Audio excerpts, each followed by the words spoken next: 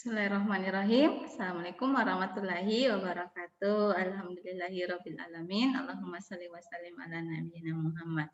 Alhamdulillah Allah memberikan izin lagi kepada ustazah untuk menyampaikan materi melalui video pembelajaran ya, pembelajaran IPA di kelas 5.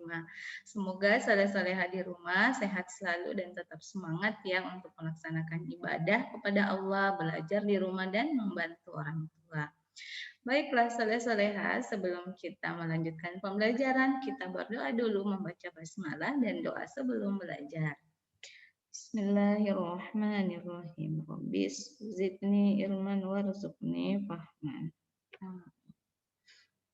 Ya, oke, soleh-soleha, adapun materi yang akan kita pelajari pada kesempatan kali ini adalah tentang ekosistem. Apa itu ekosistem? Nah, kita akan pelajari ya. Nah, adapun poin-poin materi pada kesempatan kali ini adalah yang pertama pengertian ekosistem, yang kedua komponen ekosistem, yang ketiga adalah macam-macam ekosistem, dan yang keempat adalah satuan ekosistem. Nah, di gambar yang ada di layarnya Ananda ini ya, ada gambar hewan ya, bermacam-macam hewan, ada gambar tumbuhan, ada gambar langit ya. Nah, apakah ini merupakan suatu ekosistem? Yuk kita pelajari ya. Oke. Nah, diharapkan setelah kita mempelajari materi ini ya, kita mampu mengemukakan pengertian ekosistem, kemudian yang kedua kita mampu mengemukakan apa komponen ekosistem, yang ketiga kita mampu mengemukakan macam-macam ekosistem, dan yang keempat kita mampu mengemukakan satuan ekosistem. Baiklah, nah kita langsung ke poin pertama ya, pengertian ekosistem. Ekosistem merupakan tempat berlangsungnya hubungan antara makhluk hidup dengan lingkungannya. Makhluk hidup, Ustazah tahu, Anda pasti, Ustazah yakin Anda pasti tahu yang mana makhluk hidup ya. Lingkungan juga tentunya sudah tahu. Nah, untuk lebih jelasnya, nah, oke. Diperhatikan di gambar ya. Jadi katanya ekosistem merupakan suatu tempat berhubungan atau tempat berinteraksinya antara makhluk hidup dengan lingkungannya. Diperhatikan di gambar yang termasuk makhluk hidup adalah ada gambar burung, kemudian katak, bebek ya, kemudian sapi. Ini semua adalah contoh dari makhluk hidup. Nah, sedangkan contoh dari lingkungannya misalnya ini ada air, kemudian ada udara, misalnya ada cahaya matahari. Nah, oke.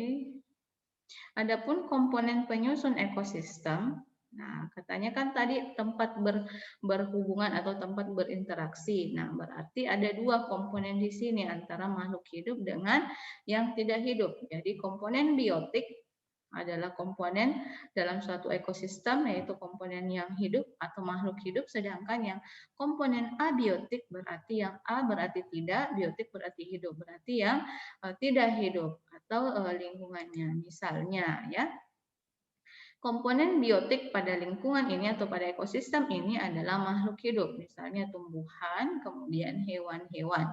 Nah, yang tidak hidup berarti air, tanah, udara, misalnya, dan cahaya matahari. Jadi ada dua komponen yang saling berinteraksi sehingga terbentuklah suatu ekosistem. Ya, oke.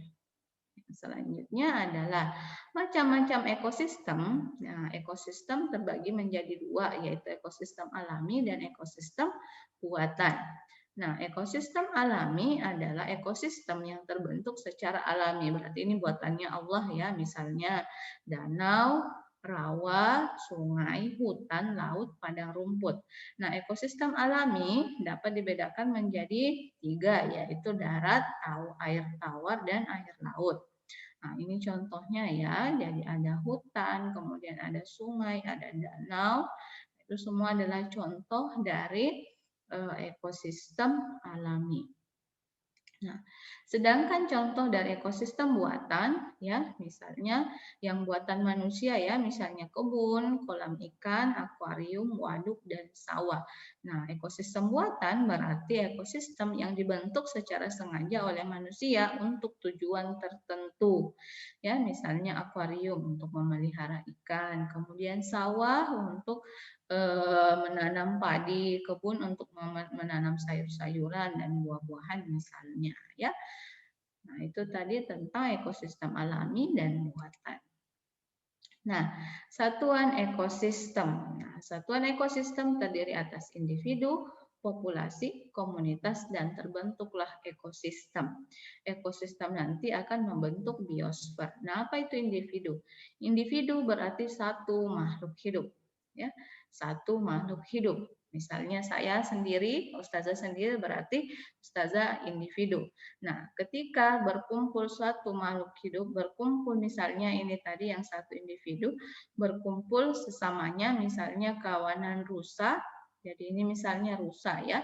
Nah, kemudian nanti ini rusanya bertemu dengan sesamanya rusa, kelompok rusa, maka itulah yang disebut sebagai populasi. Populasi berarti kumpulan makhluk hidup yang sejenis.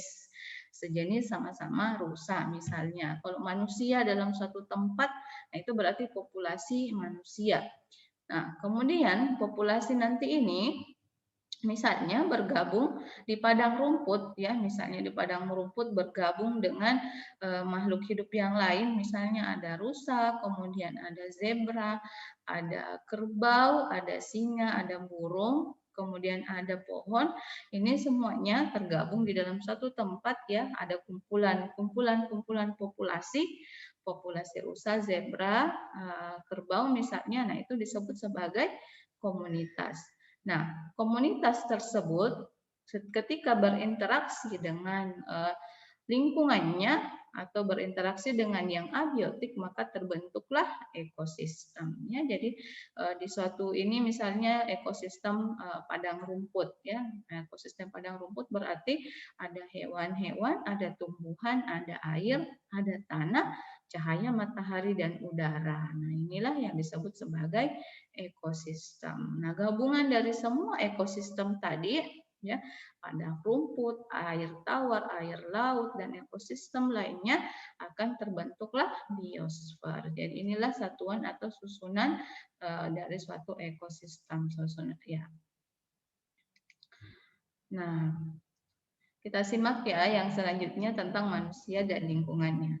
Makhluk hidup berinteraksi dengan alam dalam keadaan selaras dan seimbang, membentuk hukum alam dalam sebuah ekosistem. Nah, itu semua karena Allah ya, ciptaannya Allah.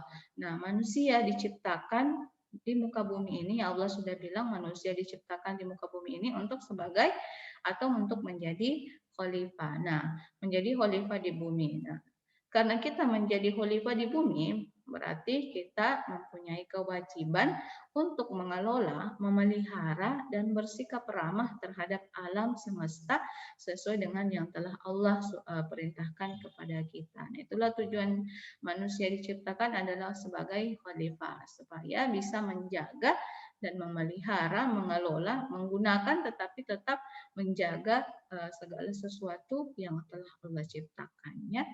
Oke, soleh-soleha, terima kasih atas perhatiannya. Demikianlah materi dari Ustazah, semoga mudah dipahami. Insya Allah. Assalamualaikum warahmatullahi wabarakatuh.